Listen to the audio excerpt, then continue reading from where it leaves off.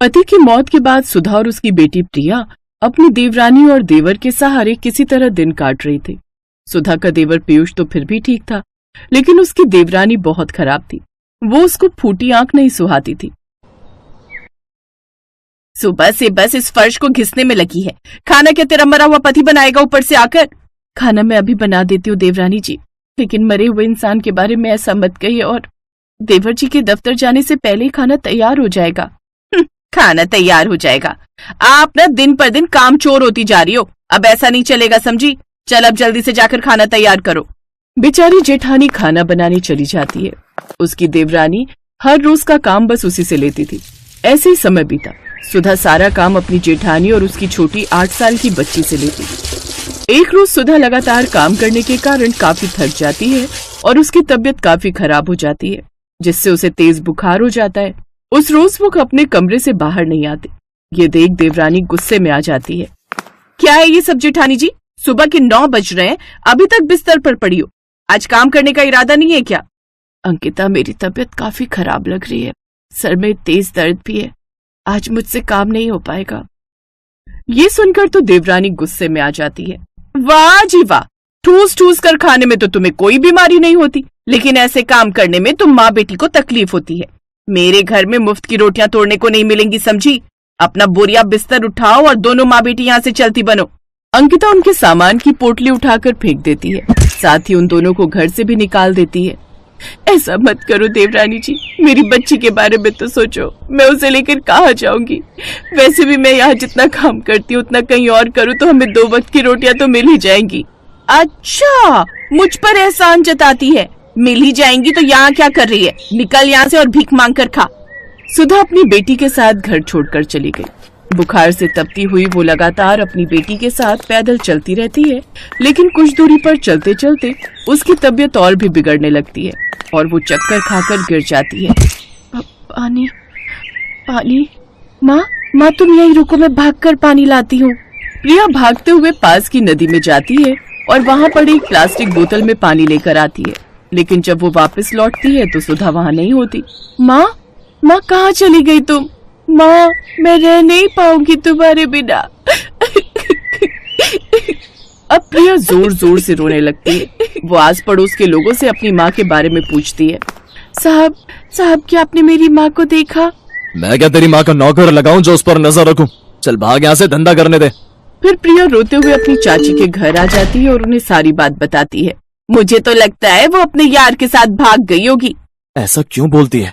क्या पता वजह कुछ और हो। और प्रिया बेटी, अब तुम यहीं रहो हमारे साथ। मैं इसे यहाँ नहीं रखूंगी। इसकी माँ तो अपने यार के साथ भाग गई, लेकिन मैं इसका ख्याल रखूं? नहीं। अरे तुम्हारा क्या जाता है, यहाँ रहेगी तो 2 सूखी रोटी दे दिया कर, बदले में घर का सारा काम करवा लिया कर। ये सुनकर देवरानी खुश हो जाती है। अब वो प्रिया से दिन रात काम करवाती रहती और अपने बेटे का जूठा बासी खाना उसे खाने को देती।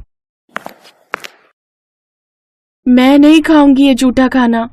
ज्यादा बकवास मत कर, नहीं तो ये भी नहीं मिलेगा, समझी? अगर तुझे यहाँ रहना है तो जूठा और बासी खाना ही खाना पड़ेगा। अब वो उसे बासी खाना खाने को ही देती। भूख से मजबूर उसे अब वो खाना ही खाना पड़ता है। एक रोज देवरानी का बेटा अंकुश अपनी माँ से जिद करता है। माँ, मुझे मैक्रोनी खानी है। मेरे स्कूल के थोड़ी दूर पर एक ठेला है, सुना है वहाँ की मैक्रोनी बहुत ही अच्छी होती है। पापा को बोलो हमें लेकर चले वहाँ। सुना है वहाँ बहुत लोगों की भीड़ आती है उसकी मैक्रोनी खाने। अच्छा, फिर तो मैं अभी तुम्हारे पापा को फोन करती हूँ कि वो शाम को जल्दी घर आ जाए और हमें वहाँ लेकर चले। अंकिता अपने पति को फोन कर देती है।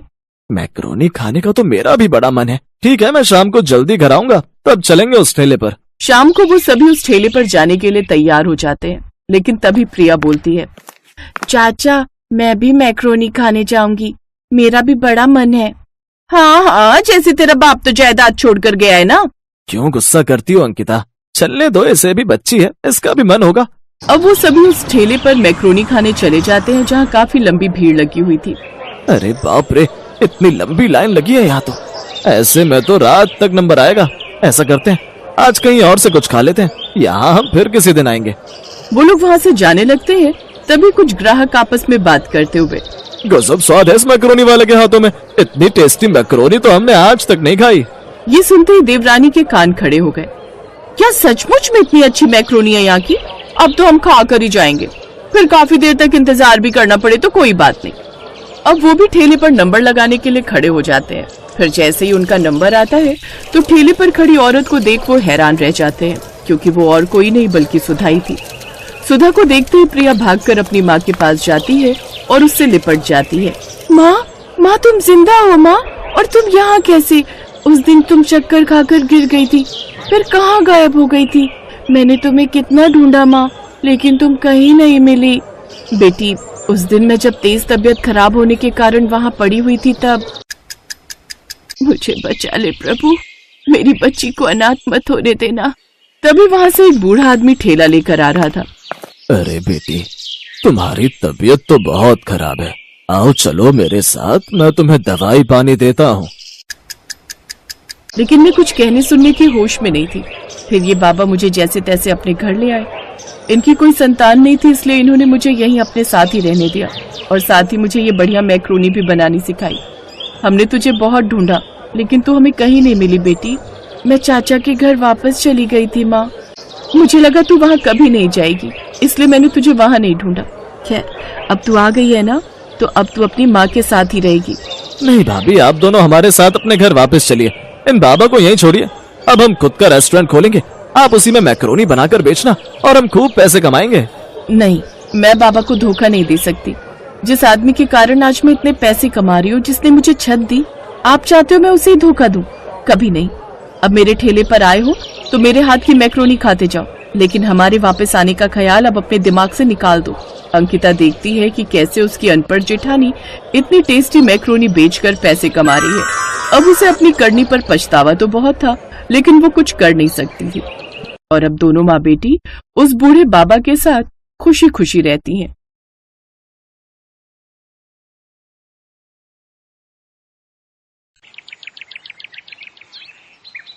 अरे बहन जी, घर की बहू में तो साक्षात माँ अन्नपूर्णा का वास होता है।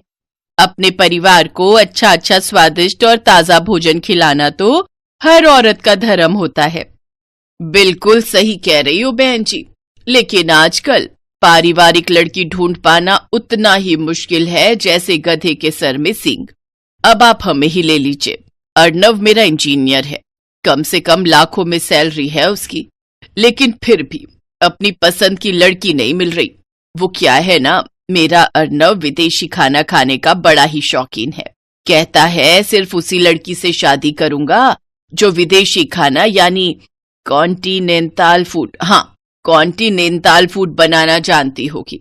और आपको तो आजकल की लड़कियों का पता ही है, इंडियन खाना तो उनसे बनता नहीं, तो विदेशी तो क्या ही बनाएंगी। अरे ना ना ना बहन जी, सब लड़कियां एक सी ना होती। मेरी सानवी तो हर तरह का खाना बनाना जानती है, खासकर वो विदेशी कॉन्टिनेंटल फूड। फिर तो जल्दी से उसे बुला दीजिए। उर्मिला अपनी बेटी को बुलाने अंदर जाती है। देखो सानवी, जो भी हो बस इस इंटरव्यू को क्लियर कर ले। बहुत बड़ी पार्टी आई है रिश्ते के लिए, खूब नौकर चाकर और गाड़ियां हैं घर में। तेरी बात पक्की हो गई ना तो तू राज करेगी राज। और सुनना, मैंने तेरी तारीफ में बड़े बड़े कसीदे पढ़ दिए हैं कि तुझे बहुत ही बढ़िया बढ़िया कॉन्टिनेंटल खाना बनाना आता है। माँ, मुझसे आलू पूड़ी रोटी सब्जी ये सब तो ठीक से बनता नहीं। पराठा बनाती हूँ तो पहचानना मुश्किल हो जाता है कि पराठा है या श्रीलंका का मैप। और कॉन्टिनेंटल डिशेस का तो मुझे नाम तक नहीं पता।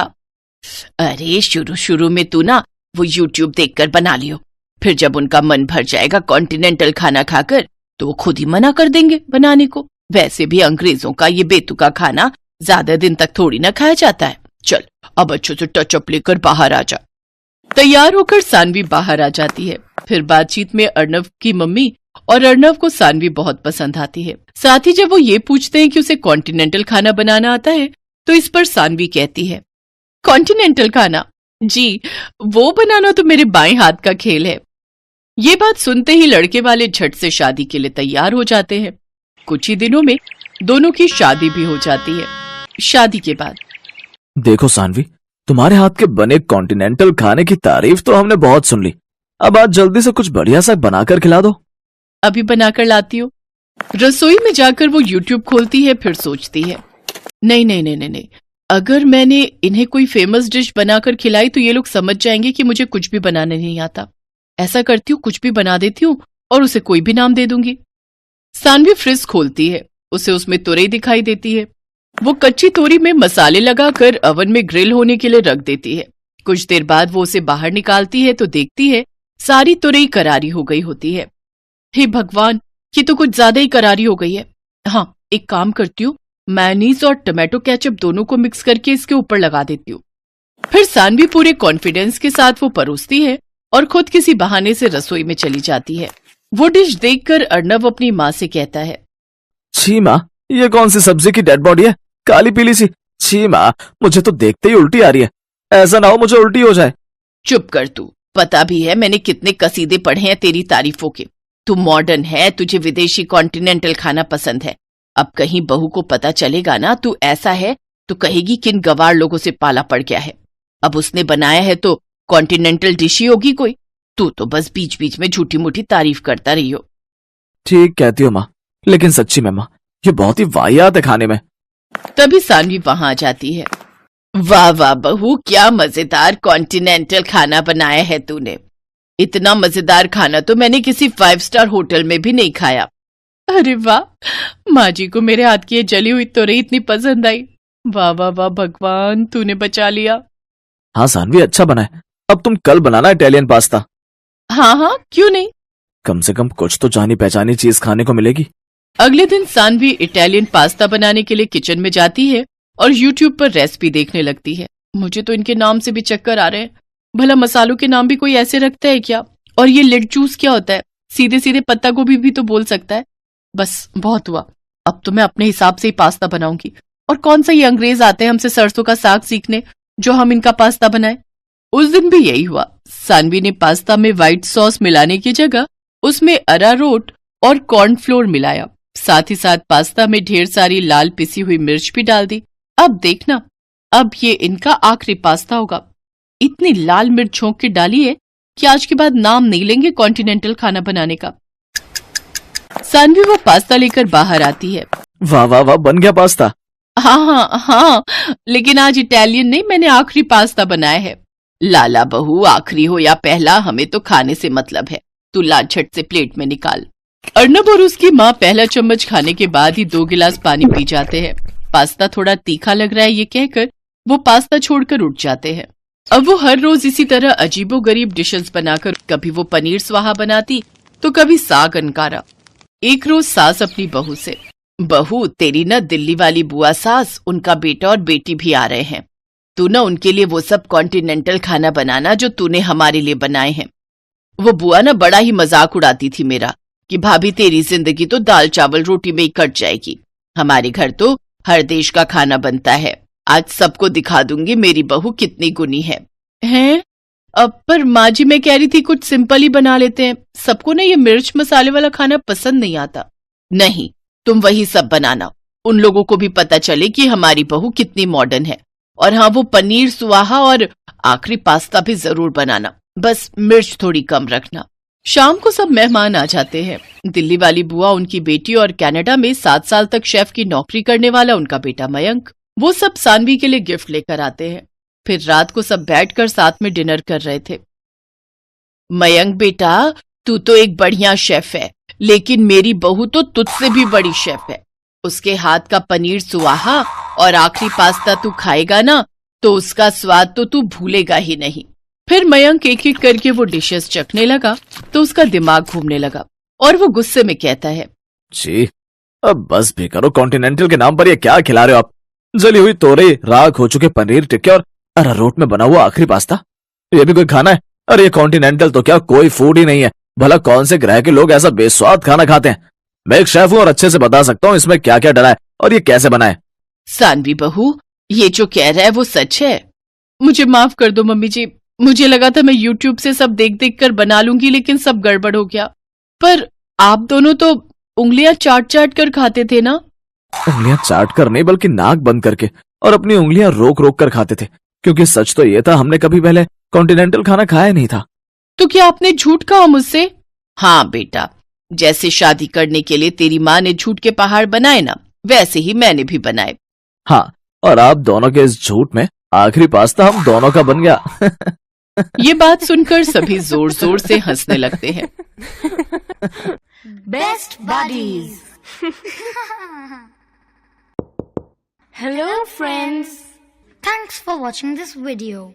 अगर आपको ये वीडियो पसंद आया है तो प्लीज लाइक, सब्सक्राइब, कमेंट्स करें इस वीडियो पर और हाँ, शेयर करना भी ना भूलें।